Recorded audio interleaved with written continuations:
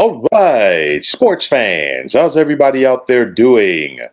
William Martin coming at you one more time here on YouTube with another edition of the 300 Pounds of Sports Knowledge Podcast. Nick Saban has set the gold standard of success for a college football head coach. Since 2008, the Alabama Crimson Tide have only lost more than two games in a season once, while they've also taken home six national championships. And then, of course, once you tack on the championship that Saban won at LSU in 2003, he has seven altogether. Now, the Alabama Crimson Tide last year barely missed out on making the college football playoff. But since then, things are not that rosy in Tuscaloosa around one of the game's most storied programs. Right now, the Tide are 2-1, and their offense has struggled to say the least, as Alabama is in the midst of a carousel at the most important position on the football field. Now, Jalen Milroe got the start at quarterback in Alabama's first two games of the season before he made way for former Notre Dame quarterback Tyler Buchner to start yesterday against South Florida. And when Buchner couldn't get it done in the first half against the Bulls, Saban then turned to freshman Ty Simpson. Now, through 3 weeks, Bama is 83rd in the nation in total offense and 101st in passing, as the side of the ball that has helped to produce four current starting quarterbacks in the National Football League, along with numerous first rounders at the wide receiver position, is just lacking the gusto that we've seen in years past. Some people want to talk about the beginning of the end for Saban because of his age. But the bottom line is this man can still recruit and coach with the best of them. So the bottom line is that to me is not the issue. The success at Alabama has resulted in other coaches, some of Saban's assistants getting coaching jobs around college football. You think about it, just in the SEC, Kirby Smart at Georgia, Lane Kiffin at Ole Miss, Steve Sarkisian at Texas, and I say in the SEC because, of course, Texas is going to be a part of the SEC next year. And then the last OC for Alabama, Bill O'Brien, is now back in the NFL with the New England Patriots. And then, of course, there are some people in Tuscaloosa that were more than happy to see Bill O'Brien leave town anyway. But nonetheless, you look at this team right now, and if you've got three quarterbacks, well, first of all, if you've got two quarterbacks and you don't know who to start, you got a problem. So, what does that say about three? And for this Alabama team right now, this is not an issue that they had. It's not the same thing they had a couple of years ago when they had Jalen Hurts, Tua Tagovailoa, and Mac Jones on the same team. This is totally different right here. For me, the question is, did Saban push the panic button on Milroe after the loss to Texas? I think he did because if you go back and watch Alabama's first game of the year against Middle Tennessee State, obviously Middle Tennessee State is not on the level of Alabama. And, it was a work in progress. But guess what? When they were on, they were on. And Milroe, he looked okay against a very good Texas team.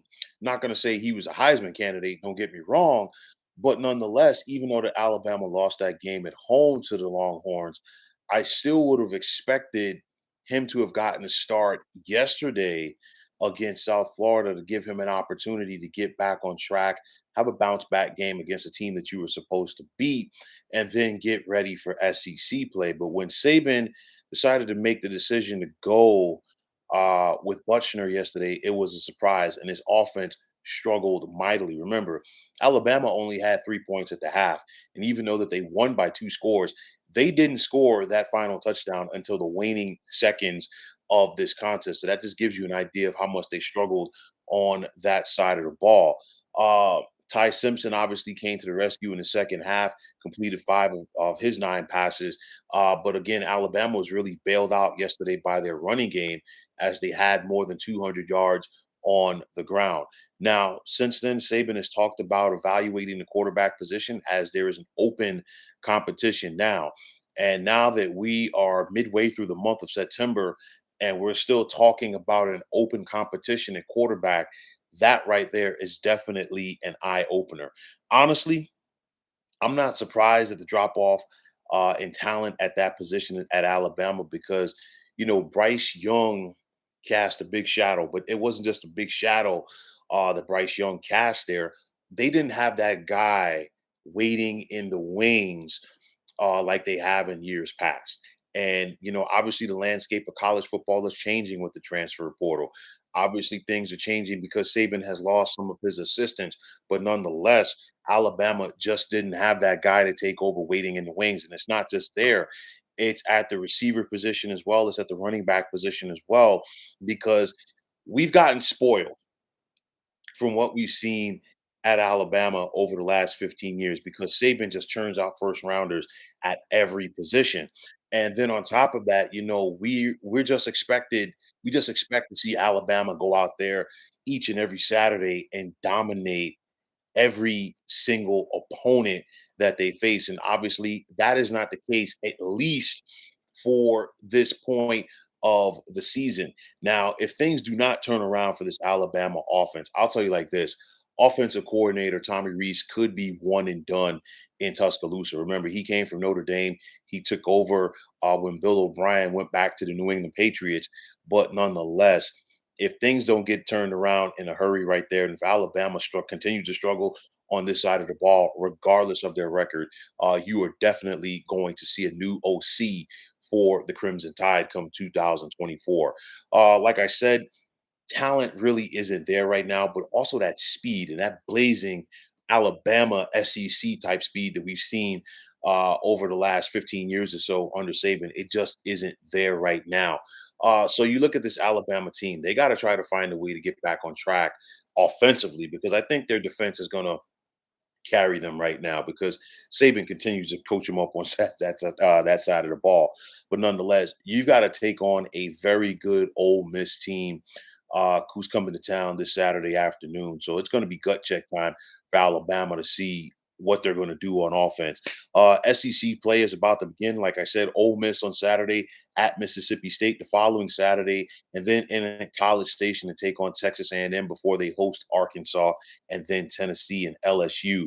So not a lot of easy games for Alabama. And it's going to be interesting to see how they look. You think about Milrow again. I thought that Saban would have stuck with him a little bit longer. Remember, he was the quarterback last year when Bryce Young got hurt. You think back to the Texas A&M game. Milrow really didn't look too strong as he was getting his footing, but I figured since he had an additional year in this system, that Saban would have stuck with him. Again, I'm surprised by that. So let's see what happens with this Alabama offense going forward. But nonetheless, when you've got three quarterbacks, you really don't have one. So it's going to be interesting to see how Saban and the Tide can get this thing figured out with so many pivotal games in the SEC right around the corner. So, folks, that is going to wrap it up. And as always, I want to take this time out to thank you for tuning into the 300 Pounds of Sports Knowledge podcast here on YouTube. I want to take this time out to thank all of you fine folks out there for tuning in. And if you who've not already, please feel free to subscribe to this channel. Now, if you're on the X, formerly known as Twitter, please feel free to follow me at 300 Pounds of Sports. And like I always say, if you follow me, it will be my pleasure to follow you right back. There's also the sports discussion group on Facebook at the Sports Depot 365. Now you can check it out. Drop a line and be a part of one of the better sports debating sites going on social media. So once again, fine folks, my name is William Martin, and I am signing off. And I'm saying take care and have yourselves a wonderful day.